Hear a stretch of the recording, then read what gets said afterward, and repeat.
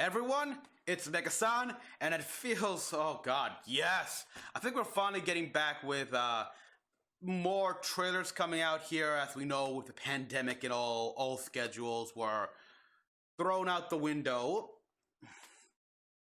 As such, trailers also had to be pushed back from their initial release date, which is both a bad thing and a good thing, actually, because people, even though they're working at a home here, they can actually work on touching up specific scenes in movies, stuff like that here.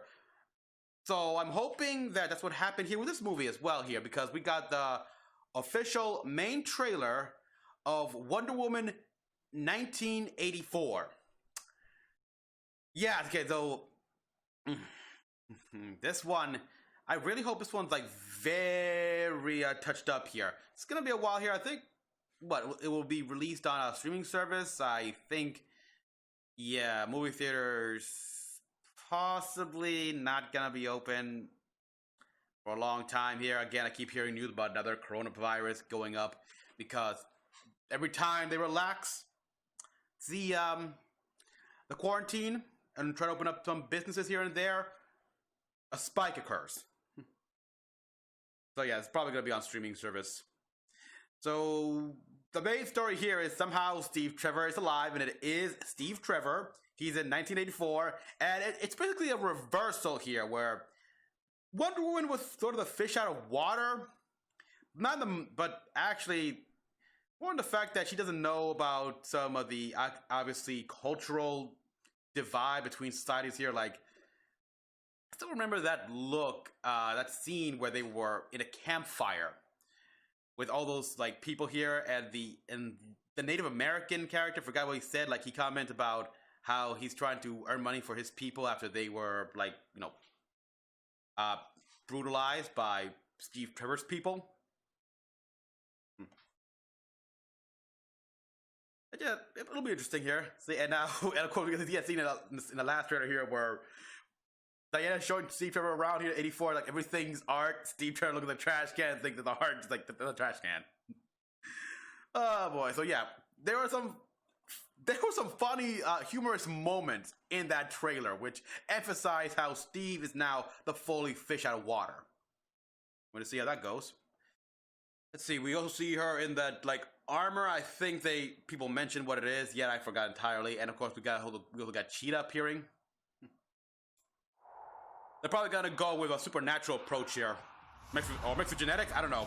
This world is not yet ready for all that you will do. The time will come, Diana, and everything will be different. Okay, yeah, she's like swinging on lightning bolts. Yeah, I just, wow. Okay, we got evil villain lair. I'm here to change your life. Anything you want. Anything you dream of, you can. That's gonna be cheat, I presume. Anything you dream of. Diana, lucky you. It's like not one day has passed. Yeah? I don't want to be like anyone. I want to be an apex predator. An apex predator. You've always had everything, while people like me have had nothing. Well, now it's my turn. Get used to it. Whoa!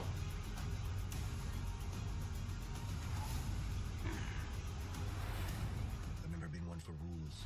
Okay, she's got. There's always more. Alright. You want everything. Fly. They will never find us. I forgot to tell you. What? Radar. Will they shoot at us? What? Radar. I'm gonna tell you. Radar. Yeah. Okay, there we are. Cheetah.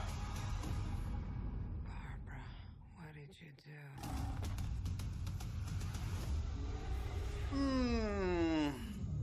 Yeah, a battle during the night here, obviously to hide the CG lines. I thought we were over this. I'm not so keen on figure you are, but you know what? I'm ready to go. I think we can do better. Parachute pants? Parachute pant? Yeah. Does everybody parachute now? Does everyone parachute now? Okay, then. Does everyone parachute now? They call it skydiving. Oh. I think it's still by 84. It's still kind of okay. It's 84, so is skydiving still considered a very expensive form of experience? I don't know. In this time. All right, so we got this guy's. Oh boy, yeah, like this scene right here where we see this radar dish and everything. Yeah, evil villain lair, big time, and we get this guy broadcasting that he can give you whatever you want. Let me look at this one. Citizens of the world, I'm here to change your life. anything you want, anything you dream of, you can have it. That obviously is the explanation as to how deep Trevor is back here. Anything you want, anything you dream of, you can have it. Also, it would explain how Barbara got her powers here. So, are we touching in the mystic side of things here, or, you know, actually it could very well be both science and sorcery. They touch upon that a bit more in Young Justice here with techno sorcery, those biochips. That's yeah, and so yeah, science and sorcery. Bring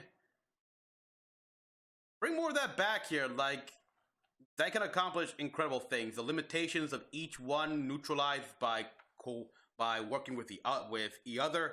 Like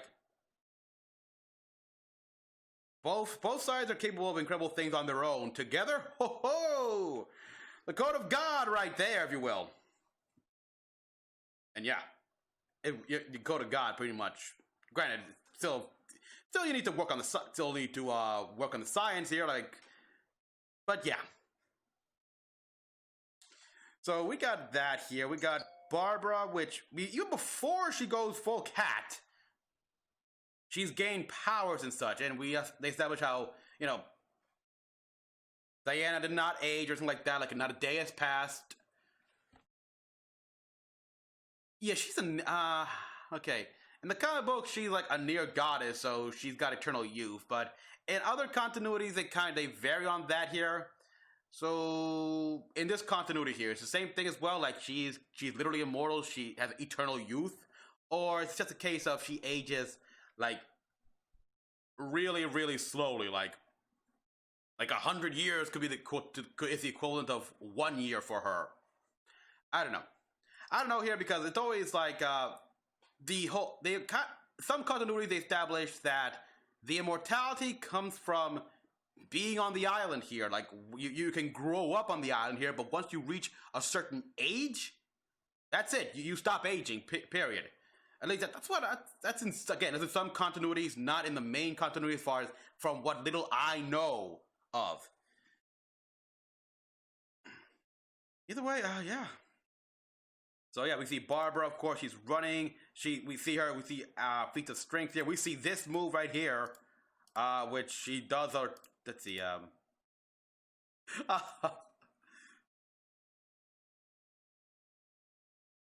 Yeah, well, she like literally corkscrews right through the blast wave, which is pretty smart actually. Like corkscrews to fit around here, less area of effect for the blast to affect her. So yeah, smart move actually. And yeah, like this moment here where Steve, you can tell he's excited about fighting a jet. The way I fly, they will never find me. Look at channeling a bit of that Kirk vibe here, but yeah, he's like so confident that he fights great here. Then they'll fight him, and I get to fly a cool ass fighter jet. And Diana. I forgot to tell you. Yeah, it's like, oh yeah, Steve, about that. We got Radar. Yeah, we got me detecting things without having to rely on the Mark 1 eyeball. Will they shoot at us? This guy, most likely, you still. I mean, did you steal this jet? At best, the bad guys will shoot at you. And of course, we got this scene with the cheetah. Yeah, okay. Another. Let's just say I'm not gonna watch this in 3D. That's for sure. This was always a trick they had to do here to hide the CG. In the daytime, it really shows the flaws in CG. Yeah. I mean, say what you will about the Michael Bay produced Ninja Turtles here. I liked how the fight was in the broad daylight.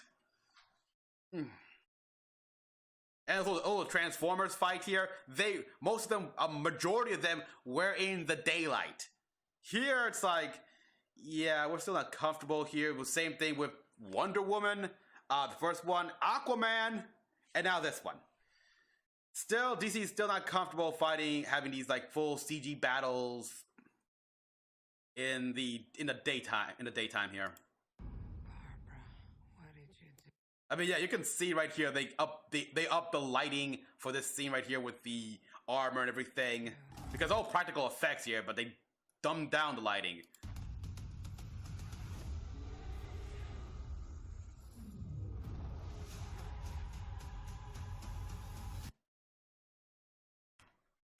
Overall, yeah, like that armor looks good here, but let's see. Let's go back to the wings here.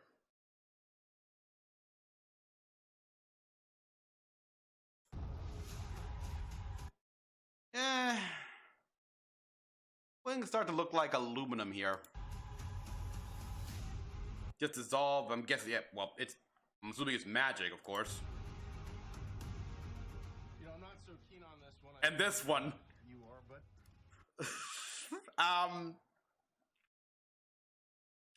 I'm not the one to talk about colorful fashion here, but the pants okay.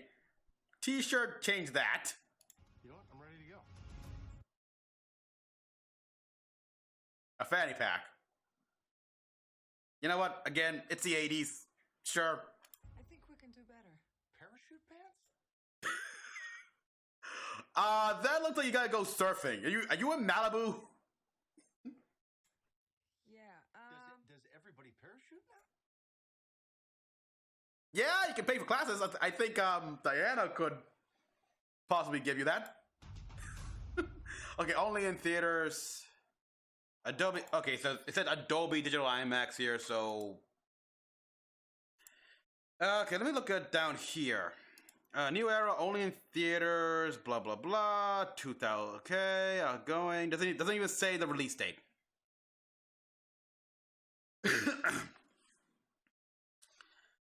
All right, so obviously the dilemma here, the tragedy will suffer is once they beat the bad guy, of course, and stop whatever he's doing, how he's doing it, Steve is most likely gonna disappear, gonna be dead again. It'll be another, so you could think of this as a way to allow Diana and Steve to say goodbye to each other. That's what I'm getting at here. That's what I think is gonna end here on a very bitter ending. Not even bittersweet. Yeah, she saves the day and everything like that, but and defeats the bad guys. But when you think about it, for superheroes, that's par for the course. That's no longer considered a sweet victory here. That's just considered standard. So yeah, I think this is gonna be a very bitter victory here. And I don't know. I mean, at the very least, at least they'll get to say goodbye here because, yeah, they couldn't say goodbye in the last one. Steve did save a lot of people here when he blew up that plane, that fighter jet with all the bombs.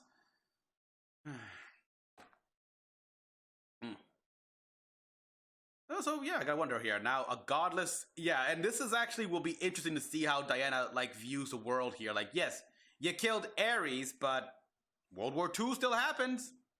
It's like what Ares said, they didn't need him to start the war here. Yes, killing him did have the side effect of snuffing out the fires of war within people's hearts, but they just reignited that themselves. Especially with the issues that came post World War I. Because we also got the Vietnam War that happened, and the Cuban Missile Crisis, I believe, as well. It's 84. I don't think, did it happen yet? I gotta look up. I think it was in the 70s. Oh, yeah, my knowledge in history is not that good here, people. Okay, real like this Earth's history, eh. But yeah, it'll be something to see here. I'm pretty sure. I'm hoping one of the things that this Steve does is ask, what happened to all his friends and comrades here? Because like the characters from the last movie, it's like, did they make it out? Did they survive the war and everything like that here? Because yeah, and that will also answer the question we all have as well here. So it's a way cool the audience's questions. Overall, I think it looks as expected here. The third act is where I'm really worried about, and I think it's gonna be eh. But yeah, it's gonna be like the first and second act here. Just seeing the main crutch of this movie is gonna be Diana and Steve. That's what I believe. That's what it feels like to me. And that's what I hope it is. So everyone, thank you for watching. As always, comment down below what you all thought. Like and subscribe for more. There's still a few more videos courtesy of DC Fandom that I gotta go through. Till next one, this is Mecha-san, logging out.